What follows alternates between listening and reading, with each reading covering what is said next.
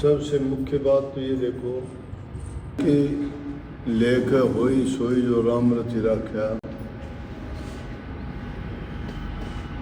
इसका मतलब ये है कि हमारे सोचने से कुछ नहीं, हम तो पता नहीं क्या क्या सोचते हैं, क्या क्या हमारे इरादे मंसूबे होते हैं, परंतु होता तो मालिक की मर्जी है। सबसे बड़ी बात तो श्री रामचंद्र जी की ले लीजिए। वशिष्ठ जैसे महर्षि जिन्होंने लगन लिख के तैयार कर दिया था कि कल को श्री राम को राज्याभिषेक होगा,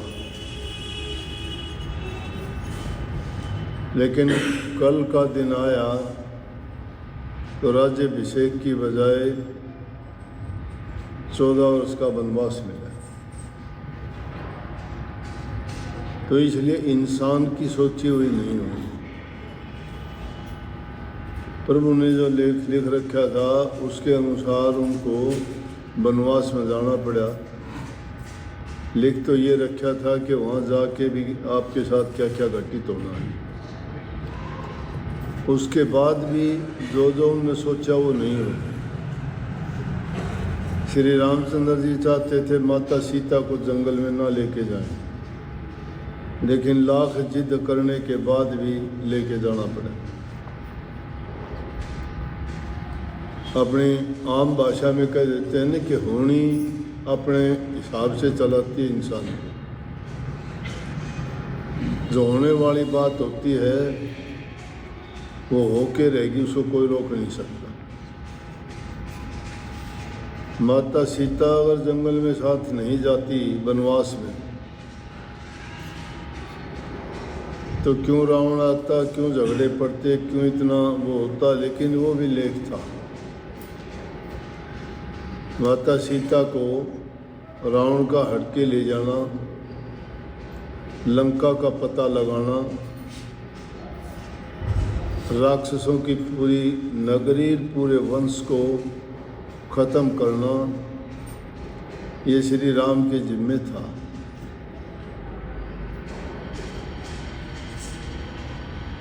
इसलिए ये लेख तो ये था कि ऐसा होगा। जो जो घटना हुई वो सारी की सारी प्रभु की मर्जी के अनुसार हुई, इंसान की सोची हुई नहीं हुई। उसमें जितनी भी और भी घटनाएं आपने रामायण में देखते हो, लेख में सुनते हो, लक्ष्मण का मूर्छित होना, हनुमान जी का संजीवनी बूटी लाना, भरत का रास्ते में मिल के उन पर वार करना और फिर उसको बहुत जल्दी पहुंचा देना और सबका वध करके लंका का राज्य विभीषण को मिलना। लेख ये थे कि ऐसा होना चाहिए, वो वैसा ही हुआ।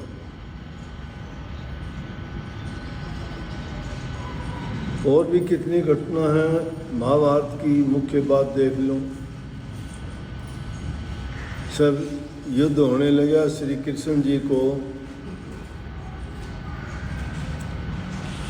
एक तरफ रखा गया, एक तरफ सेना को रखा गया।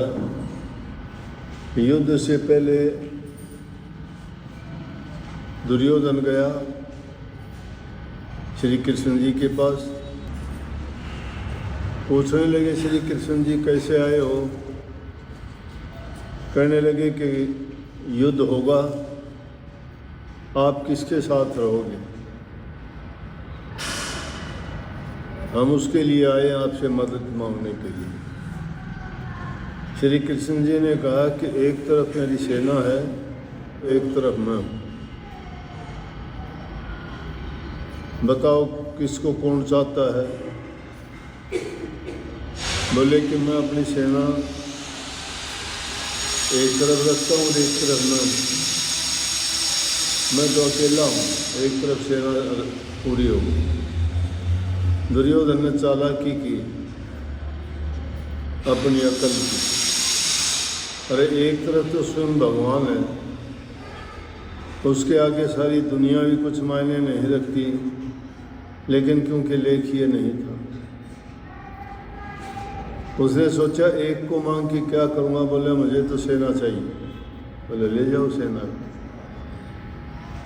युधिष्ठिर के लिए अपने आप ही फैसला हो गया, श्री कृष्ण जी उसको मिल गए। बोले जी ठीक है, आप मेरे पास आके तो कहने लगे श्री कृष्ण जी युधिष्ठिर से, बोला कि युद्ध में तेरे साथ रहूँगा, लेकिन मेरा परिणाम मैं हथियार नहीं उठाऊँगा।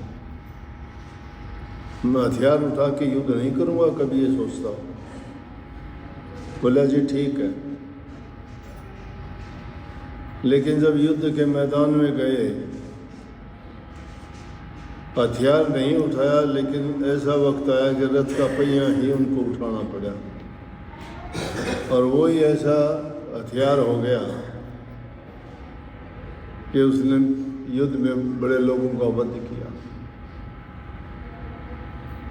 कही थी श्री कृष्ण का नेम कर्म शस्त्र नहीं छाऊंगा, लेकिन प्रभु के मन में ये थी कि तेरे हाथ में शस्त्र दिलाऊंगा। शस्त्र नहीं था।